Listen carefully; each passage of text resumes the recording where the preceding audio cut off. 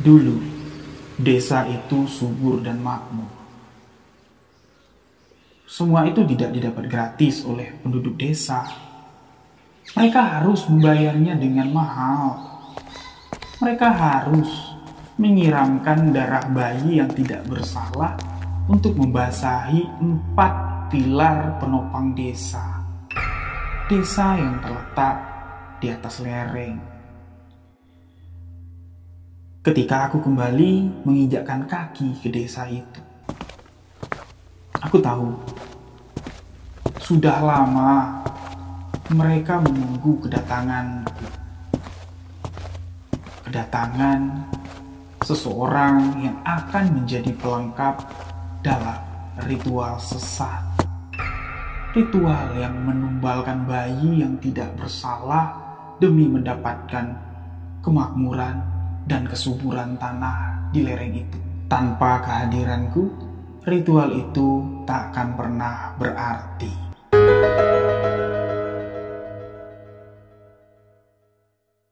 Bismillahirrahmanirrahim. Assalamualaikum warahmatullahi wabarakatuh.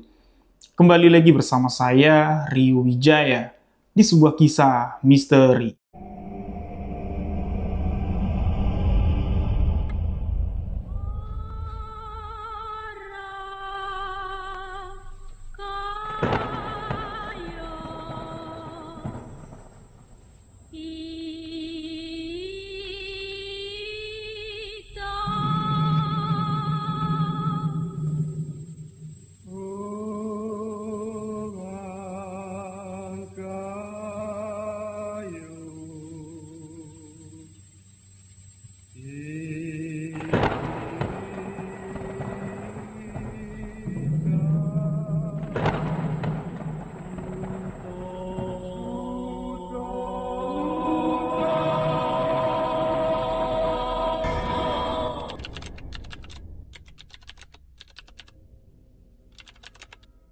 Di video sebuah kisah misteri kali ini, kembali saya akan menceritakan sebuah kisah yang dibagikan sahabat misteri. Kali ini, kisah yang dibagikan Bagas akan saya ceritakan untuk menemani malam sahabat-sahabat semua. Kisah ini sangatlah menarik sekali menceritakan tentang sebuah ritual klinik yang terjadi di satu desa yang ada di pelerengan. Bagas menceritakan kalau kejadian ini merupakan pukulan yang kuat dan membuat Bagas enggan untuk kembali menginjakkan kakinya ke desa itu, walaupun desa itu adalah tanah kelahirannya, tanah leluhurnya. Tanah kelahirannya, tanah leluhurnya. Bagas yang sudah lama tinggal di luar negeri, dia mengatakan, aku lebih nyaman di sini. Lebih nyaman jauh dan tidak pernah mengingat tentang kejadian-kejadian di desa itu lagi. Nama desa, nama tempat sudah disamarkan demi kenyamanan narasumber. Sebut saja desa itu dengan nama desa Wanaraja. Tapi sebelum masuk ke dalam alur ceritanya, Bagas ingin ngajak sahabat-sahabat semua merasakan apa yang Bagas rasakan sedikit saja. Coba sahabat-sahabat bayangkan kalau sahabat-sahabat dibesarkan di desa Wanaraja, dibesarkan ibu bapak sampai di usia 13-14 tahun. Lalu sahabat-sahabat pindah dengan alasan untuk menempuh pendidikan yang lebih baik lagi.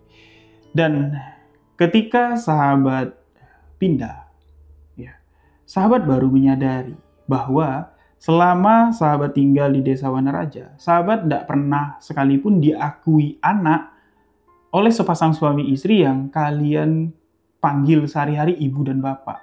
Kalian hormati, kalian kasihi, seperti mengasihi, menyayangi ibu dan bapak kalian. Mereka tidak pernah mengakui kalau kalian adalah anak kandung mereka. Seluruh warga mengetahui kalau kalian adalah titipan, anak yang dititipkan untuk dibesarkan. Bukan cuma itu saja, pahit yang harus dirasakan Bagas. Bagas harus memilih 2 pilihan yang berat dalam hidupnya. Pilihan pertama, keluar menyelamatkan diri untuk hidup yang lebih baik dengan mengorbankan puluhan bahkan ratusan nyawa penduduk desa, atau bertahan di sana melanjutkan titah leluhur menjadi poros keempat dalam ritual sesat pemujaan Kanjeng Jayamulya. Kira-kira kalau posisi itu, sahabat-sahabat semua yang menempati, apa pilihan sahabat-sahabat? Sebelum saya melanjutkan alur ceritanya, tolong tulis di komentar pendapat kalian atau pilihan kalian. Dan inilah kisah misteri yang dialami Bagas di Puncak Sunyi. Desa Wanaraja yang terletak di sebuah lereng yang lokasinya cukup terpencil. Ya, di sanalah Bagas mengawali sebuah kisah misteri ini, sahabat-sahabat. Desa Wanaraja itu dulu bukanlah Desa Wanaraja namanya, tapi dikenal sebagai Puncak Sunyi. Setelah sebuah peristiwa alam yang sudah cukup lama terjadi, Puncak Sunyi terbelah menjadi dua. Satu bagian hancur, satu bagian bertahan, dan yang bertahan itulah yang menjadi Desa Wanaraja pada saat ini.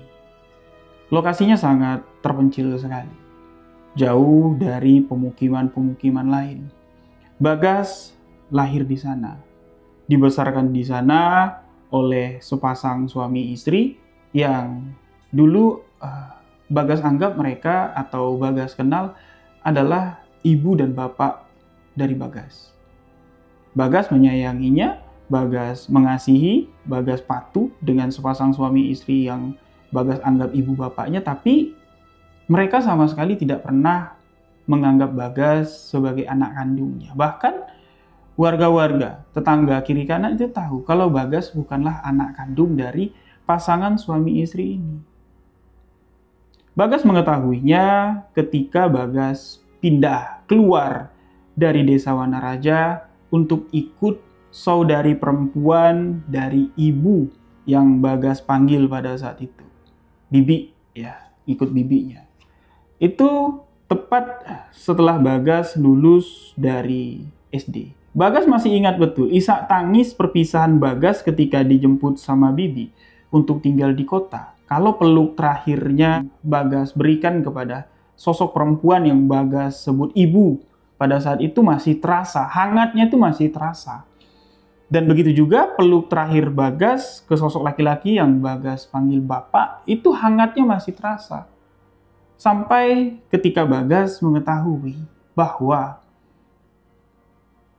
Bagas tidak pernah dianggap, Bagas tidak pernah diakui. Bibi inilah yang mengakui Bagas sebagai ibu kandungnya. Dari situ, kehidupan Bagas berubah. Cerita-cerita dari Bibi ini seakan-akan menggantikan peranan dari sosok ibu bapak yang dikenal Bagas dulu.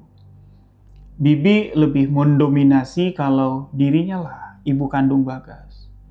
Bapak Bagas sekarang ini kerja di Jepang. Suatu saat nanti Bagas akan ketemu dengan bapaknya. Yang di sana kemarin itu adalah saudaraku. Aku sengaja menitipkan kamu di sana pada saat itu karena aku ikut kerja di Jepang. Nah, sekarang aku sudah pulang, ya aku mau membesarkan kamu dan aku mau kamu mengenal aku dan memanggil aku ibu. Jadi, cerita-cerita dari si Bibi ini itu merubah semua apa yang sudah tertanam di pikiran Bagas. Cukup miris ya apa yang dialami, apa yang dirasakan Bagas di awal kisahnya. Tapi ini belum seberapa.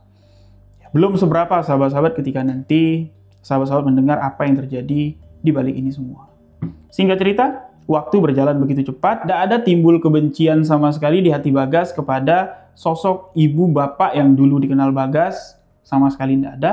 Malah rasa rindu, pengen ketemu, rasa rindu pengen kumpul, itu yang sangat besar dirasakan Bagas, tapi semua itu terhalang. Seakan-akan memang tidak diperbolehkan lagi Bagas untuk menginjakkan kakinya ke Desa Wanaraja. Yang mana tempat Bagas tinggal sekarang itu sangatlah jauh dari Desa Wanaraja. Hanya sesekali Bagas dapat mengobati rasa rindunya dengan desa Wanaraja, dengan sosok bapak ibu yang dikenal Bagas berada di desa Wanaraja, itu dari mimpi.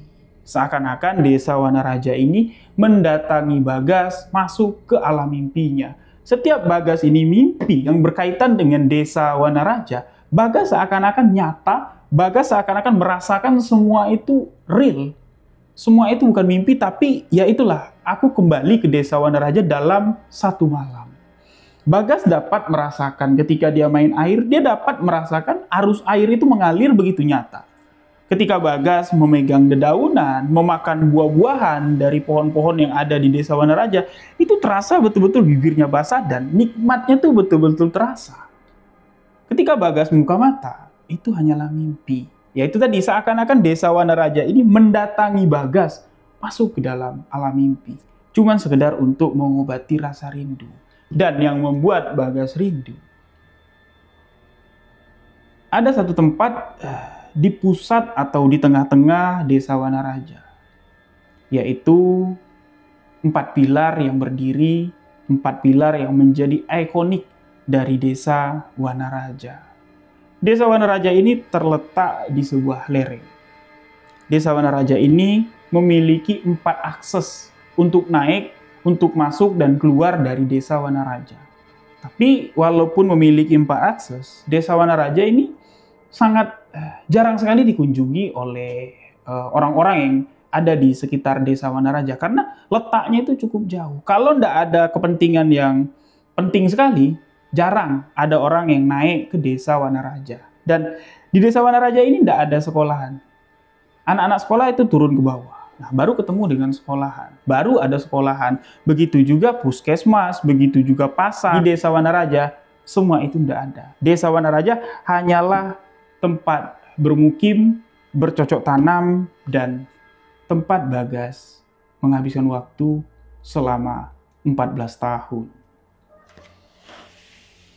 Sebelum Bagas meninggalkan desa Wanaraja, memang kondisi desa Wanaraja tahun ke tahun ini tidak baik ya.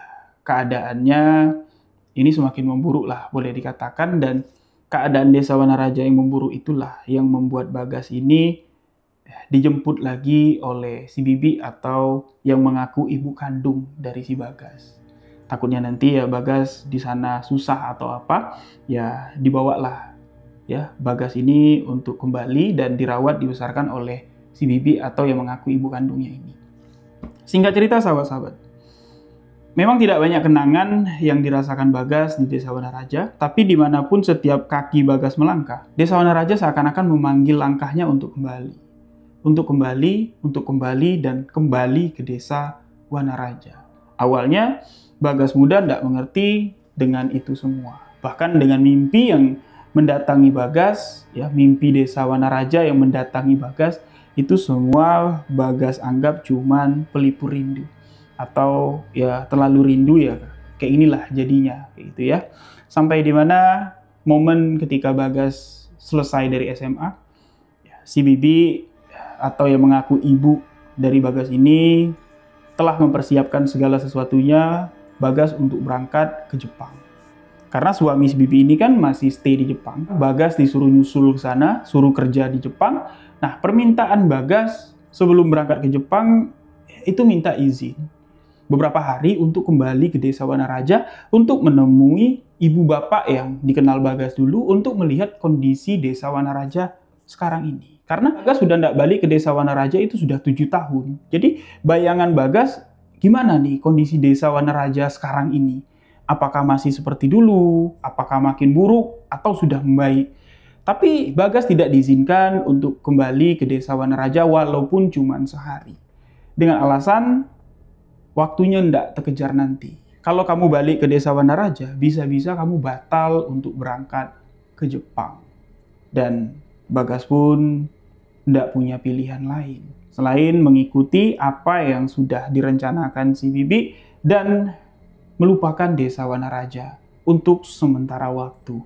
Tibalah Bagas di Jepang. 4 tahun pertama Bagas di Jepang. Kerinduannya dengan desa Wanaraja masih tetap seperti dulu.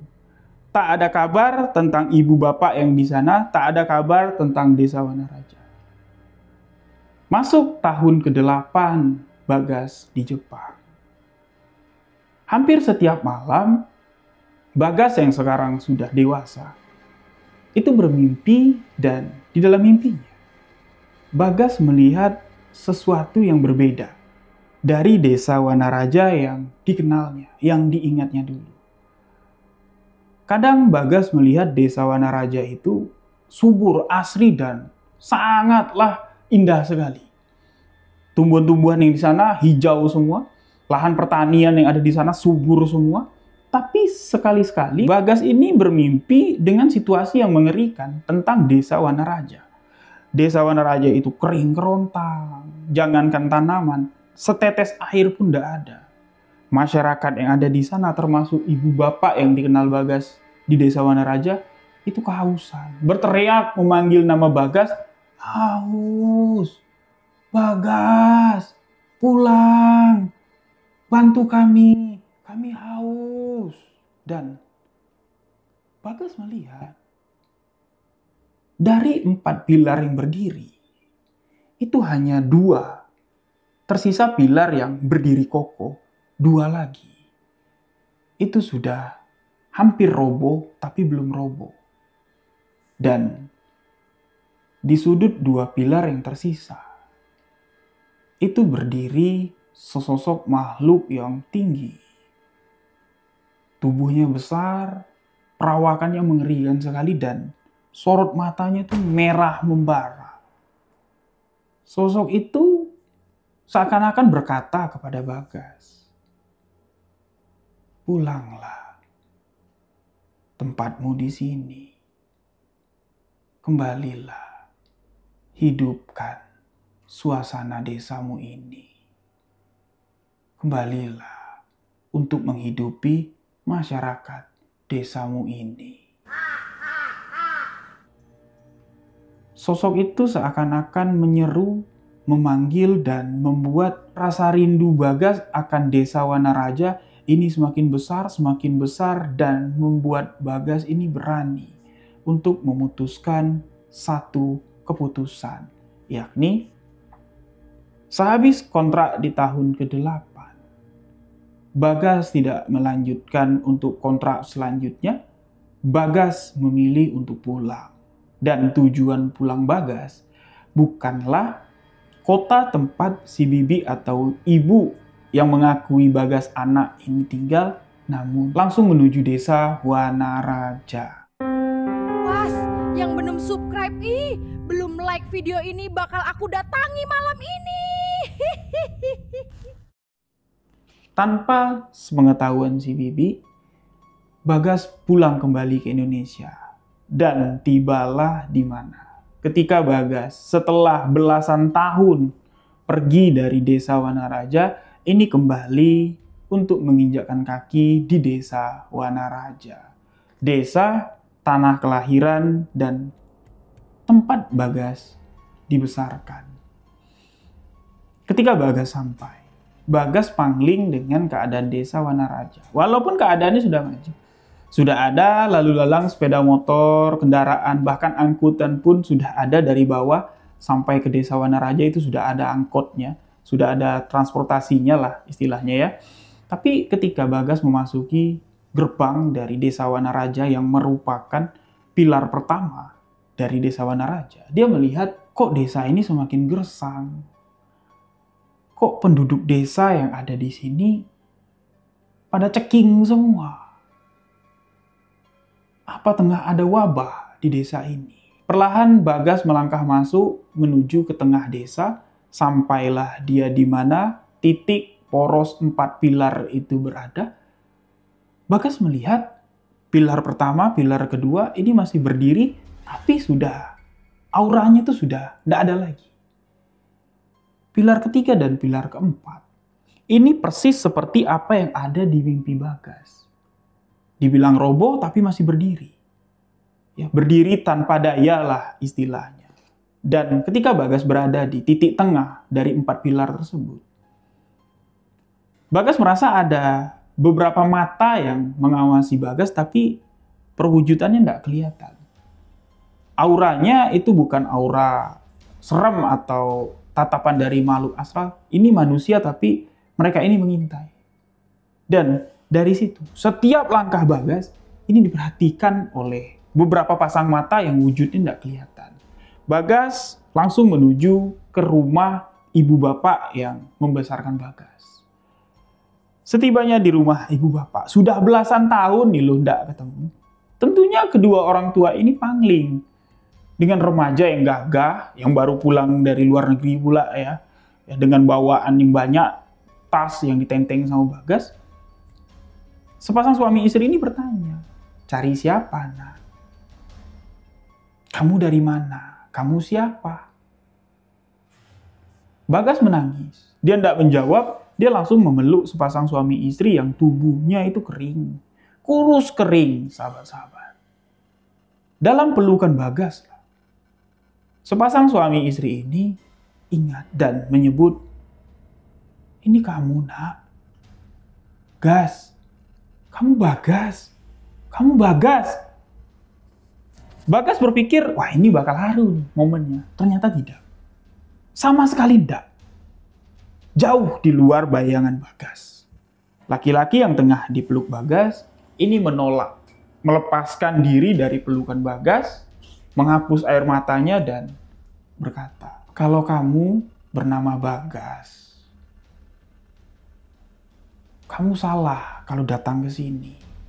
Ini bukan tempatmu. Ini bukan tempatmu. Pergi. Kami tidak menginginkan kamu ada di sini. Pergi. Pergilah sekarang. Pergi. Kami mengusirmu. Kami tidak mau kamu ada di sini. Momen haru yang seharusnya menjadi sesuatu yang apalah di hati Bagas ya. Pengobat rasa rindu setelah belasan tahun cuman ngebayangin meluk sepasang suami istri yang sudah membesarkan Bagas. Ini hancur dengan diusir. Diusir terang-terang.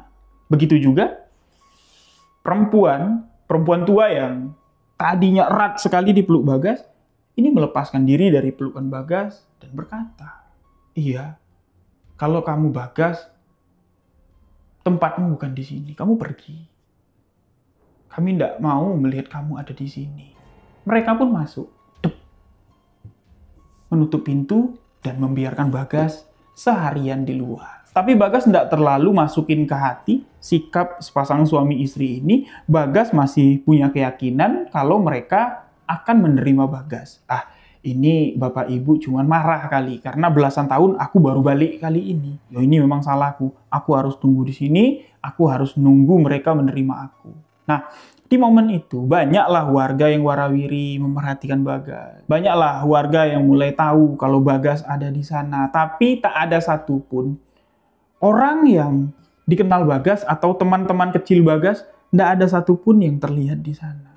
Satu pun tidak ada, seakan-akan mereka itu menghilang dari Desa Wanaraja pada saat Bagas datang. Nah, di tengah kerumunan orang-orang yang tengah memperhatikan Bagas, ya, itu sorot mata yang terus mantau Bagas itu tetap masih dirasakan Bagas, tapi dicari Bagas wujudnya itu tidak ada. Tapi jelas loh, itu sorot mata orang, bukan makhluk astral atau makhluk gaib yang ngintilin Bagas, bukan. Auranya tuh terasa itu aura manusia. Nah, mendekati senjakala, mendekati waktu maghrib. Entah apa yang dilakukan oleh warga desa. Mereka berkumpul ramai-ramai di tengah desa, di tempat 4 pilar berdiri. Bagas tidak tahu apa yang mereka lakukan di sana, tapi dari hiruk pikuk warga yang warawiri, bolak-balik di depan rumah tempat Bagas nunggu, ya ini seakan-akan mereka tengah menyiapkan acara dadakan. Bagas pun masak bodoh lah. Itu urusan kalian, aku nggak ngerti juga apa yang mau kalian buat. Bagas terus menunggu sampai ketika matahari sudah benar-benar terbenam di Desa Wanaraja, gelap pun menyelimuti desa tersebut. Barulah pintu rumah dari sepasang suami istri yang sedari tadi ditungguin sama Bagas keluar, ini terbuka. Tapi tidak ada orang yang keluar, cuman suara saja yang terdengar. Suara perempuan yang mengatakan, sudah belasan tahun, keras kepalamu masih tetap menjadi batu. Ya sudah, masuk. Masuk sekarang. Jangan lihat kiri kanan lagi. Masuk. Masuk sekarang dan tutup pintunya. Bagas ngedenger itu seneng dia. Barang-barangnya dibawa masuk, pintu langsung ditutup. Dan di dalam rumah, wajah cemas sepasang suami istri ini terlihat dan Bagas pun ikut cemas. Bagas bertanya, "Pak, Bu, ada apa? Kok Bagas pulang, ibu bapak ndak senang? Bagas udah nunggu lama, ibu bapak juga ndak perhatian sama Bagas. Malah wajah kalian tuh menakutkan. Ada apa? Salah ya, aku pulang ke sini. Aku rindu dengan kalian. Aku kebawa mimpi terus sama desa Wanaraja ini. Iya. Salah. Kau pulang ke sini adalah kesalahan besar. Belasan tahun kau kami buang keluar sana ke dunia antah berantah. Nggak pernah kami pedulikan dan nggak pernah kami harapkan untuk kau pulang. Tapi kenapa sekarang kau datang? Bencana. Bencana yang sudah belasan tahun Bapak jaga, Bapak tahan seorang diri. Sepertinya malam ini akan pecah. Dan Bapak minta, kalau kau sayang sama ibu dan bapak, kalau kau sayang dengan kami, turuti perkataan bapak dan ibu malam ini. Siapapun yang memanggil namamu, siapapun yang menyerukan namamu, jangan kau dengarkan selain seruan kami. Kau diam di kamar belakang, kunci jendela, kunci pintunya. Jangan pernah keluar sebelum aku yang memintamu keluar, kata bapaknya si Bagas. Bagas ini takut, jujur dia takut dan penasaran juga, ada apa? Bapaknya tidak menjelaskan apa-apa, ibunya tidak menjelaskan apa-apa. Bagas didorong ke belakang, dikunciin dan dari luar itu ramai warga yang ngegeruduk rumah ibu bapaknya Bagas. Ada suara lantang yang terdengar teriak dari luar rumah. Ini menyeru nama bapaknya si Bagas. "No, Kasno! Keluar! Kasno, keluar!" "Apa yang kau sembunyikan itu, No? Keluar, No!" "Bukan kami yang meminta, No. Tapi anak itu, No. Anak itu sepertinya kunci jawaban yang sudah kita tunggu belasan tahun, No. Keluarkan, No, anak itu, No. Kalau kamu ndak mau, ya sudah, matilah kamu, No. Tapi anak itu pasti mau. Tandanya, No, dia kembali ke sini, No. Anak itu balik, No, untuk menghidupkan Wanaraja, desa sunyi. Ternyata ramalan Eyang Jaya benar, No. Benar, No. Benar. Kau telah berkhianat. Kau telah menyembunyikan putra kandungmu. Keluarkan, No, anak itu, No. Keluarkan. Suara itu jelas terdengar dan berkaitan dengan asal-usul dari si Bagas ini.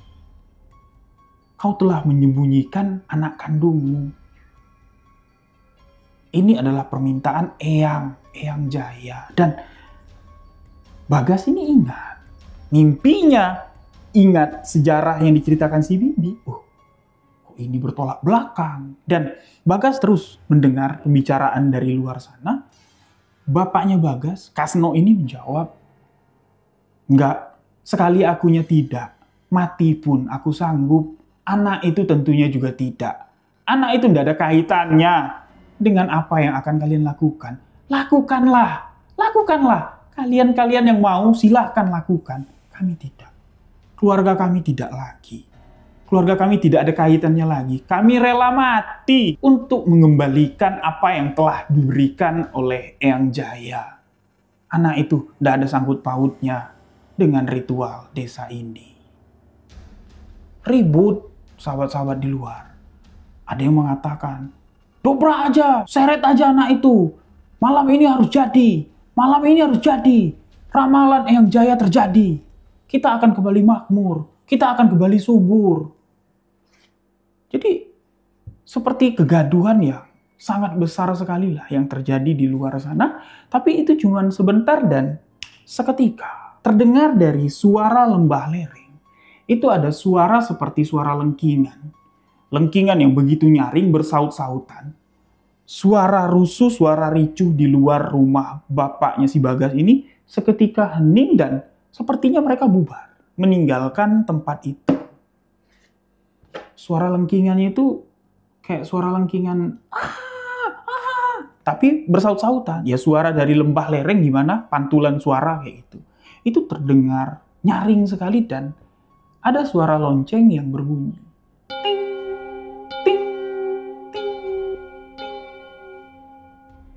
Dan tidak lama, ibu bapak Bagas pun membuka pintu kamar yang ditempati Bagas.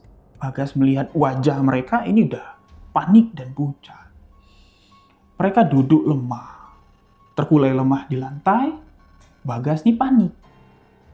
Apa yang harus dilakukan kayak gitu ya? Apa yang harus dibuat kayak gitu?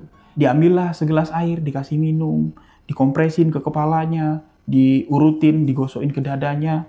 Ya kurang lebih sekitar setengah jam. Ya, napas mereka pun sudah normal, nggak ngos-ngosan lagi, sudah tenang. Bagas nanya, apa yang sebenarnya terjadi? Mesti ini ada kaitannya sama aku. Belum sempat ibu bapaknya ini bercerita, terdengar teriakan dari luar rumah, mengatakan ada yang meninggal. Ada yang meninggal. Ada yang mengorbankan diri malam ini. Sontak, Bagas di sini takut mengorbankan diri, bunuh diri maksudnya. Apa yang sebenarnya terjadi? Belum satu malam, Bagas berada di desa Wanaraja. Hal-hal aneh, kejadian-kejadian menakutkan dan mengerikan itu sudah terjadi. Walaupun tidak terlihat dengan mata kepalanya, tapi ya dari apa yang didengarnya, itu menggambarkan kengerian yang begitu sangat. Jadi ketika ada yang lewat, ya bapaknya Bagas ini udah enakan badannya, ya, udah segeran, dia keluar manggil, Le, sini. Apa yang terjadi? Nah, orang yang ditanya sama bapaknya si Bagas inilah menceritakan kalau Mbah Hanung mengorbankan dirinya dengan membakar tubuhnya di tiang pancang ketiga. Mbah Hanung mati, tubuhnya habis terbakar dan jasadnya terjun ke lembah. Jadi suara lengkingan itu adalah suara lengkingan Mbah Hanung yang membakar tubuhnya dan menjatuhkan dirinya ke lembah sebagai persembahan di malam itu. Di sini sudah tidak ada lagi yang dapat ditutupi dan disembunyikan. Terbongkarlah apa yang sebenarnya terjadi. Jadi di malam itu juga ibu dan bapak dari Bagas ini secara diam-diam membawa Bagas untuk naik ke puncak tertinggi dari lereng tersebut. Yang mana puncak tertinggi yang mereka tuju pada saat itu dulunya asal-usul dari desa Wanaraja. Dan di sana ada kekuatan putih yang melindungi siapa saja yang mau meminta pertolongan atau meminta perlindungan ke atas sana. Memang medannya sangat terjal. Bahkan ya, menurut apa yang disampaikan bapak dan ibunya Bagas pada malam itu, mungkin sudah puluhan tahun tidak ada manusia yang naik ke atas kecuali kita. Tapi tidak apa-apa, di sanalah kita bisa berlindung, kita bisa minta pertolongan. Kalau turun ke bawah, sama saja kita menyerahkan diri. Lebih baik kita ke atas, ke sisa tanah dari puncak sunyi. Mereka pun naiklah ke atas. Setibanya di atas, dari atas sisa tanah puncak sunyi ini, itu jelas sekali dapat melihat pas ke titik di mana 4 pilar itu berdiri. Pas sekali dapat melihat ya apa yang tengah mereka lakukan di sana. Mereka tengah melakukan upacara. Entah upacara apa. Semua warga kayaknya berkumpul. Nah, di momen itu. Kedua orang tuanya Bagas ini menceritakan asal-usul dari desa Wanaraja yang sebenarnya dan siapa sejatinya Bagas. Dulu, perkampungan yang ada di bawah sana, yang kamu kenal dengan desa Wanaraja, dari sinilah asalnya.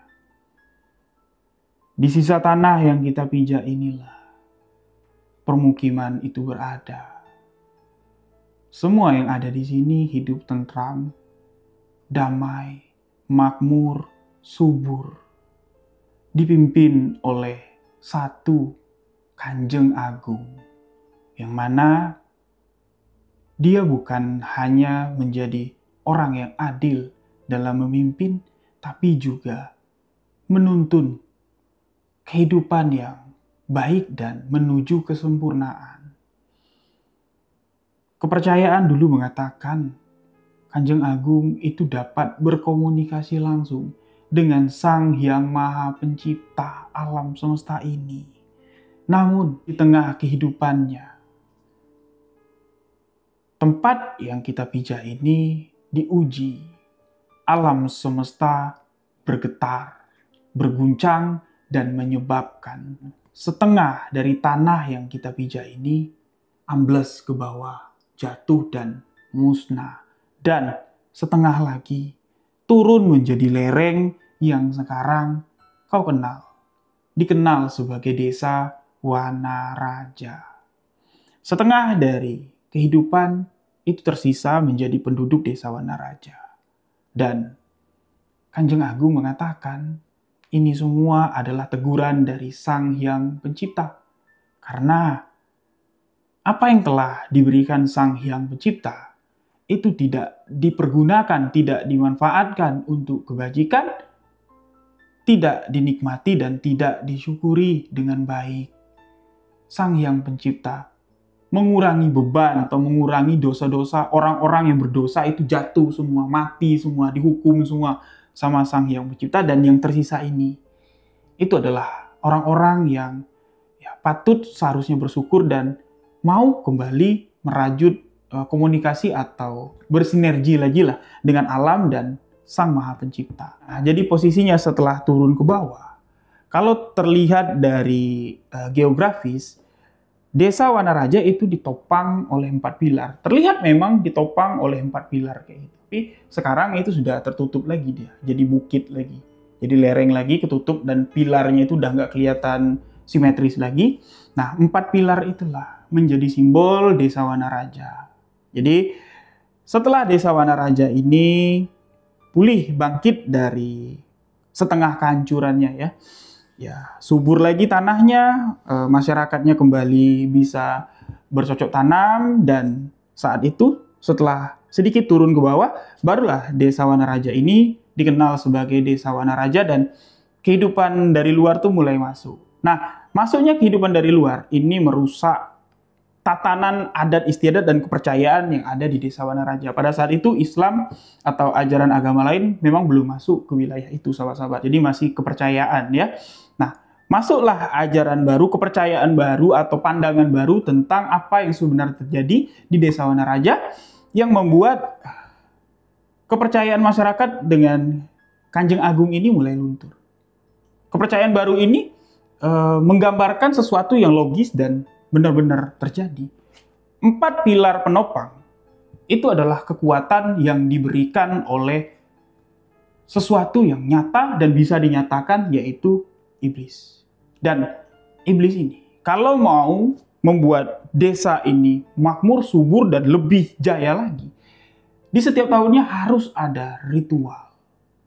Ritual penumbalan bayi yang berusia di bawah 40 hari. Ketika itu dilakukan, iblis ini akan memberikan kekayaan dan kejayaan bagi siapa yang memberikan anak sebagai tumbal, dan seluruh warga desa akan merasakan kemakmuran dan kejayaan yang berlimpah-limpah. Nah, itu terus paham itu terus didokterin, dimasukin terus ke warga desa Wanaraja, dan akhirnya setelah Kanjeng Agung meninggal dunia, hilanglah keyakinan kepercayaan dari Kanjeng Agung. Dan ritual demi ritual dilakukan, kekuatan dari iblis itu benar-benar nyata. Di setiap penumbalan, iblis itu keluar dan mengatakan, apapun yang kalian minta akan kuberikan, asalkan ritual ini terus dilakukan. Jadi dengan keserakahannya manusia, jadi ngelihat ini numbalin anaknya, wah kehidupannya bagus gitu, makmur, jaya, dan terlihat jelas, ya banyaklah yang numbalin. Yang tadinya cuma satu nyawa, satu bayi, ya ini setiap tahunnya, setiap ada yang melahirkan, anaknya akan ditumbalkan. Walaupun usianya sudah lebih dari 40 hari, itu mau ditumbalkan juga. Nah, karena besarnya ya kekuatan yang berkali-kali lipat, iblis itu sudah merajalela. Adalah nih satu penengah dari orang-orang yang zolim ini tadi ya. Dan dialah yang membatasi kekuatan iblis itu dengan memasukkan kekuatan iblis itu kepada 4 orang terpilih, dan itulah 4 pilar dari Desa Wanaraja. Jadi untuk melakukan ritual, 4 pilar ini harus bergabung. Kurang satu, iblis ini tidak bisa dibangkitkan. Ritual tidak bakal berjalan. Jadi 4 pilar ini harus bergabung, barulah portal untuk membangunkan atau membangkitkan iblis itu terbuka. Nah, 4 pilar inilah yang menjadi simbol-simbol dari Desa Wanaraja, dan keturunan dari 4 pilar inilah yang menjadi pemimpin dari Desa Wanaraja.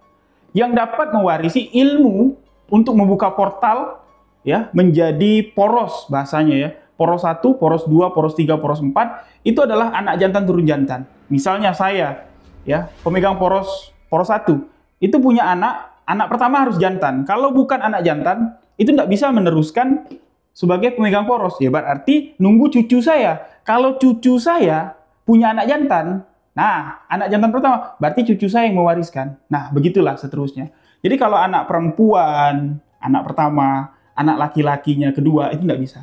Dia harus anak laki-laki pertama, anak jantan turun jantan.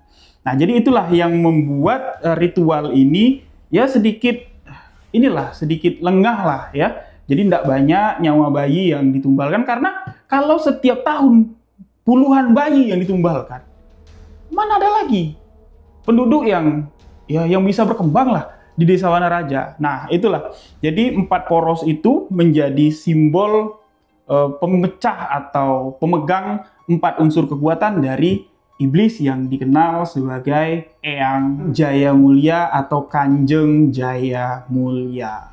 Nah itu sejarah dari Desa Wanaraja yang baru, sahabat-sahabat. Itu diceritakan sama si Bagas, sama bapaknya, dan Bagas tercengang-cengang. Bagas pun bertanya, lalu apa kaitannya sama aku? Kamu itu adalah pemegang poros keempat yang terlahir. Setelah puluhan tahun, leluhur kita itu tidak punya penerus laki-laki, dan kamu inilah penerus laki-lakinya.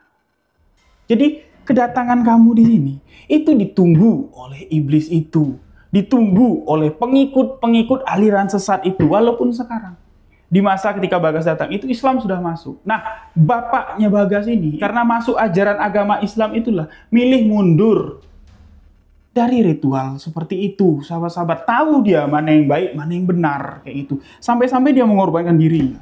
Hidup menderita, hidup sengsara. Ya, nggak diakuin, nggak dianggap, mau diusir apa segala macam, dia tetap bertahan untuk menyelamatkan anaknya ini. Jadi ketika anaknya ini lahir, Bagas ini nggak lahir di desa itu, nggak.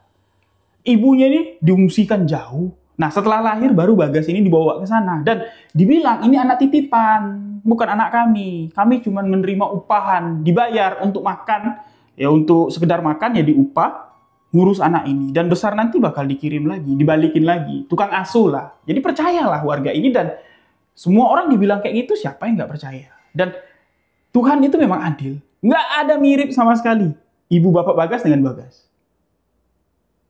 Nggak ada kemiripan sama sekali, dari wajah, dari fisik, nggak ada mirip sama sekali. Itulah Tuhan Maha Adil ya. Jadi itulah, nggak diakuin anak itu bukan karena nggak sayang, tapi karena identitas Bagas ini sebagai pemegang poros keempat dan yang ditunggu-tunggu untuk kembali menjalankan ritual. Karena kampung ini sudah melarat, kampung ini sudah, wah kacau sekali lah. Hama, apa yang ditanam itu dimakan hama, wabah, penyakit ini ya berkepanjangan. Tapi itu semua akan musnah, akan selesai, dan kampung itu akan kembali, desa itu akan kembali menjadi desa yang sempurna atau seperti desa-desa pada umumnya, ya kalau pemegang 4 poros ini sudah melepaskan keyakinannya. Nah, tinggal yang masih bertahan itu 2. Poros 1 dan poros 2. Poros 3. Ini sepaham dengan bapaknya si Bagas. Dia tidak mau melanjutkan. Bahkan, anak laki-lakinya itu dibunuhnya sendiri. Oleh eyang yang mati bakar diri, itu anak laki-laki itu dibunuh sama dia. Punya cucu laki-laki itu dibunuh sama dia. Biar aku yang menanggung semua. Nah, itu tadi. Dia tahu Bagas datang. Ini bakal komplit 4 nih. Ya kan? Dia yang bunuh diri. Membakar dirinya dalam ritual itu. Menyerahkan dirinya kepada penguasa desa tersebut. Nah, mendengar itu, Bagas ini kayak merinding dan connect lah dia dengan apa yang memanggilnya selama ini. Mimpi itu nyata sekali datang. Dan apa yang ketika berkaitan dengan desa itu ya seakan-akan ya membuatnya rindu dan menariknya untuk segera kembali. Nah, di momen itu, di malam itu juga, setelah menceritakan itu semua, kondisi kesehatan ibu dan bapak Bagas ini menurun. Dilihat Bagas di bawah ritual sudah selesai. Dan terdengar suara dari dalam lembah lereng. Suara yang parau dan menggelegar. Mungkin itu didengar oleh seluruh warga desa. Suara yang berkata seperti ini. Untuk menghidupkan ibu dan bapakmu, basahilah pilar itu dengan darahmu. Kalau tidak, darah mereka pun tak akan sanggup untuk menyudahi semua ini. Itu jelas sekali menggelegar. Nah, setelah suara itu hilang, kondisi ibu bapaknya si Bagas ini drop. Panas tinggi, Bagas panik, satu-satu. Ya, satu persatu. Orang tua ini dibopongnya turun, dibawa pulang ke rumah, ibunya dulu, habis itu bapaknya. Nah, di rumah, air dalam kendi, air dalam tempat penampungan air dalam sumur. Ketika Bagas membutuhkan air itu kayak menghilang. Betul-betul menghilang. Ini ada dalam teko. Mau diambil sama Bagas, terus hilang. Lari ke sumur. Air dalam sumur itu ada, tapi nggak bisa diambil. Saking Bagas ini membutuhkan air untuk ngompres ibu bapaknya, itu dia bawa ember ke telaga. Ketika Bagas mau mengambil air pakai wadah, airnya nyusut. Dikejar lagi, nyusut lagi sampai betul-betul kering telaga itu. Minta sama tetangga. Tetangga bilang, ambillah kalau bisa. Nggak bisa, seakan-akan tanah itu tidak membiarkan Bagas untuk ya menyembuhkanlah ibu dan bapaknya. Bagas nggak hilang akal dia. Malam itu juga, Bagas membawa ibu bapaknya itu keluar dari desa Wanaraja. Untungnya, anak dari pilar ketiga yang baru saja mengorbankan diri itu membantu Bagas. Dia membawa kendaraan dan membantu Bagas untuk membawa ibu dan bapaknya keluar, turun dari desa Wanaraja untuk mendapatkan pertolongan. Itu sudah di jam 2 dini hari, sahabat-sahabat. Jadi puskesmas yang ada di desa terdekat di bawah itu sudah tutup. Mereka harus melanjutkan perjalanan pakai mobil pick up ini loh, pakai mobil bak, itu harus melanjutkan perjalanan ke kota terdekat menuju ke rumah sakit. Dan perjalanannya itu tidak mudah. Melewati lereng, melewati hutan, melewati lembah, melewati tempat yang gelap, dan di situ kejadian-kejadian di luar nalar kembali terjadi. Bayangkan, tubuh ibu dan bapak Bagas ini entah berapa kali itu jatuh ke bawah. Padahal jalannya itu lurus, ya nggak ada gajlukan, jalan yang hancur. Tiba-tiba aja tubuh orang tua yang lemah ini kayak ada yang ngangkat dari bak mobil pick up itu turun ke bawah. Berhenti lagi mobil ini. Padahal Bagas duduk di belakang juga nih, megangin kayak gini. Tapi tubuh Bagas nggak keangkat. Hanya tubuh kedua orang tuanya saja yang terangkat. Berhenti lagi, naikin lagi. Berhenti lagi, naikin. Sampai-sampai ya Bagas ini berpikir kayak gini. Kalau memang ini urusannya sama aku, biarkan aku ngantar ibu bapakku dulu, ya, ngasih pertolongan dulu, biar mereka hidup dulu. nanti akan aku selesaikan dengan kalian. Baru situasi itu tenang. Nah, sampai di rumah sakit, dokter melakukan tindakan pertama lah. Pertama, setelah selesai, dirawat di ruangan. Menjelang subuh nih, Bagas melihat kedua orang tuanya dengan sedih, dengan haru, dan di situ muncul, di balik tirai ruang rawat ibu dan bapak Bagas, itu muncul gumpalan asap hitam, berwujud kepala dengan mata merah. Ini mengatakan, kau mau menyembuhkan ibu bapakmu, akan kuberikan kesembuhan. Bahkan akan kuberikan kemakmuran, umur panjang, kejayaan, dan harta yang melimpah. Tapi dengan satu syarat, kau harus mau kembali menjadi pilar keempat. Basahi lagi 3 pilar tersisa dengan darah bayi. Ibu bapakmu akan hidup abadi, ibu bapakmu akan kuberi umur panjang, kemakmuran, dan kekayaan. Aku tunggu. Waktumu hanya sampai malam nanti. Jelas, sosok itu hadir langsung di hadapan Bagas dan menghilang. Nah, ibu bapak Bagas, ini ranjangnya sebelahan ya, rumah sakit itu, di ruang rawat itu. Ibunya ini, dokter bilang nih udah koma. Bapaknya pun ini udah koma. Ibarat kata tinggal nunggu waktunya aja mati, kayak gitu. Tahu nggak? Perempuan yang usianya udah tidak muda lagi, usianya sudah hampir 60 lebih, yang sudah divonis dokter koma, itu berupaya membuka mata, mengeluarkan air mata, dan berkata, ikutilah kata hatimu, nak. Mulutnya itu nganga, pelan-pelan terbuka, dan seperti napasnya itu hilang. Seperti ucapan terakhir sebelum ajal datang menjemput. Dibalas lagi dengan bapaknya Bagas di sebelah. Sama, matanya itu kayak kebuka. Air matanya ngalir. Bibirnya terbuka pelan dan mengatakan, aku lebih baik mati. Seketika saja napasnya hilang dan ibu bapak Bagas meninggal dunia. Setelah mengucapkan, ikuti kata hatimu dan aku lebih baik mati.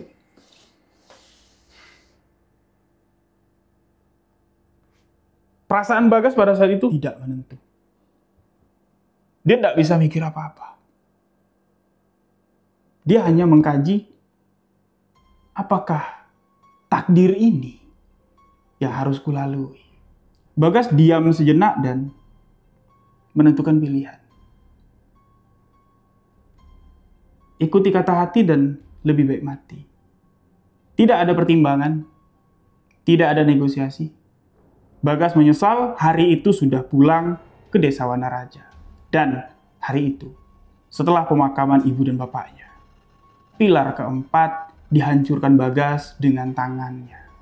Disaksikan oleh puluhan penduduk yang masih meyakini bahwa ritual 4 pilar adalah kunci dari kesuksesan, kesuburan desa Wanaraja. Mereka hanya dapat diam dan tidak dapat berbuat apa-apa karena yang menghancurkannya adalah pilar keempat sendiri, yang menandakan berarti si pilar keempat saja sudah tidak mau lagi melakukan ritual itu. Ya berarti ritual itu sudah tidak dapat dilakukan. Dan Bagas meninggalkan desa Wanaraja pada hari itu untuk terakhir kalinya. Dan sampai hari ini, sampai ketika cerita ini dibagikan kepada saya, Amit dia mau kembali ke desa itu, ngingetnya aja itu seakan menggores luka lama. Baru saja dia mengetahui ya, bahwa ibu dan bapaknya itu adalah ibu bapak yang dulu membesarkan Bagas.